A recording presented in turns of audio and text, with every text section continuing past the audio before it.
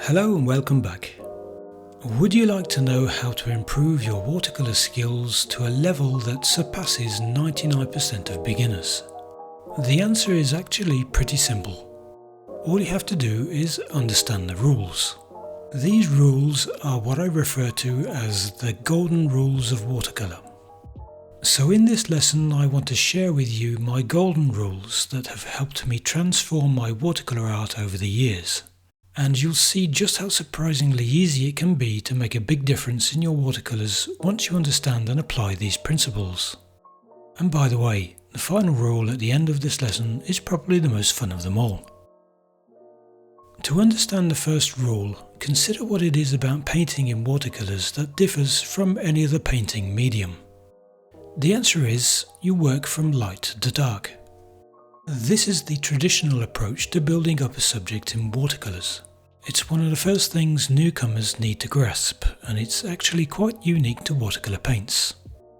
Painting like this often requires a bit of forward planning, and for artists who come from watercolors from other traditional paints like oils or acrylics, it means relearning the painting process, since watercolors are painted in reverse compared to other types of paint mediums. There are a few good reasons why light to dark is the favoured method, and they mostly arise from the transparent nature of watercolour paints. This transparency means that each layer of paint in watercolours allows the layers underneath to show through to some extent. So starting with lighter colours allows for a gradual build-up of tonal values and shades. Rule number 2. If you've used watercolour for a while, you may have noticed this. Watercolour lightens when it dries. Watercolours undergo a drying shift. In other words, they lighten and lose some of their colour saturation. This lightening effect when dry is mostly due to the changing concentration of pigments on the surface of the paper when the water evaporates. When watercolours dry, all the water evaporates. Some pigments are left on the surface, but the smallest particles sink into the paper's cellulose fibres, where they are hidden from the light. As a result, coloured light from the pigments is less likely to be reflected back to the viewer's eye, making the paint look faded. Understanding this rule allows artists to compensate by using slightly stronger pigment concentration when they mix colours. Rule number 3. In a lot of my paintings you'll see that I like to add some crisp white highlights to my subjects. Anything white like those highlights are planned at the beginning of the painting process.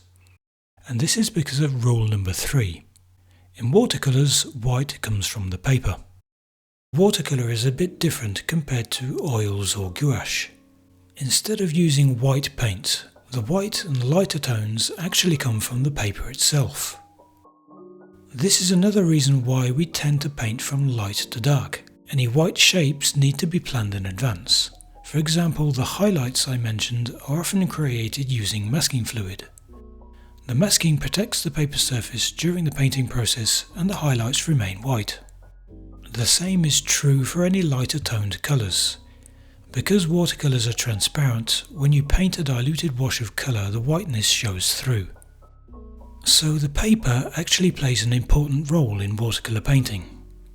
Planning your whites in advance becomes second nature when you've painted for a while in watercolours. Rule number 4. In watercolour painting, transparency is a prevailing characteristic. This golden rule underscores the unique quality of watercolour paints, which are by nature transparent. And of course, because of this transparency, this leads us to the technique known as glazing. Artists can achieve remarkable effects by applying multiple layers of colour. Glazing involves overlaying one transparent wash of colour onto a previously dried layer of paint. Each underlying hue influences the final appearance, and artists can build up layers to intensify tones and create subtle blends of colour in their paintings. It's a bit like colour mixing directly on the paper, using layer upon layer to create the final result. Transparency introduces depth and complexity to any watercolour artwork. Rule number 5. There are two fundamental techniques in watercolour painting. you can't escape them. They are wet on wet and wet on dry. Together, these techniques form a golden rule that is unique to watercolors, and they highlight the broad range of possibilities in watercolor painting. Wet on wet involves applying paint to a wet surface. Colours blend seamlessly and fluidly with this method. On the other hand, wet on dry involves applying paint to a dry surface. This gives precise control over your brush marks, and it's great for creating fine details and sharp lines. Mastering these two techniques of wet on wet and wet on dry enables artists to navigate between controlled precision and free-flowing expression. Rule number 6. Wet on wet and wet on dry painting wouldn't be possible without this rule. A wet wash applied to watercolor paper goes through different drying phases. This is referred to as the water cycle. In general, the paper undergoes 4 distinct states that you should look out for: dry, damp, moist, and wet. These different stages of wetness affect the way pigments react on the paper surface. Water control is one of the biggest struggles for new watercolor artists. Most issues revolve around the wetness of the paper and the wetness of the brush. Try to observe what happens when you paint. Learning watercolor's behavior in each stage of the water cycle can greatly improve your control over this medium. Rule number 7. The water cycle in watercolor painting introduces an additional challenge, leading us to the rule of timing. Watercolor dries relatively fast. You need to get the brush marks down and work with your pigments while the surface is still moist. When the paint dries, trying to make corrections can be challenging, and you run the risk of painting a wash that ends up with streaky brush marks. Learning to paint fast and working quickly when needed, but also taking advantage of the moist stage of the paper drying cycle, are all important aspects of mastering the rule of timing in watercolor painting. Rule number 8. Many watercolor artists stick to this rule of not using black. Not using black paint might sound a bit rigid, but it's actually common practice among watercolor enthusiasts. Instead of reaching for that tube of black paint, many artists choose to mix their dark tones using a combination of other colours. But why do they do this? Well, for example, using a mix of complementary colours to create dark hues produces more vibrant neutral colours. It allows for a subtler, more nuanced range of tones for shadows and shading.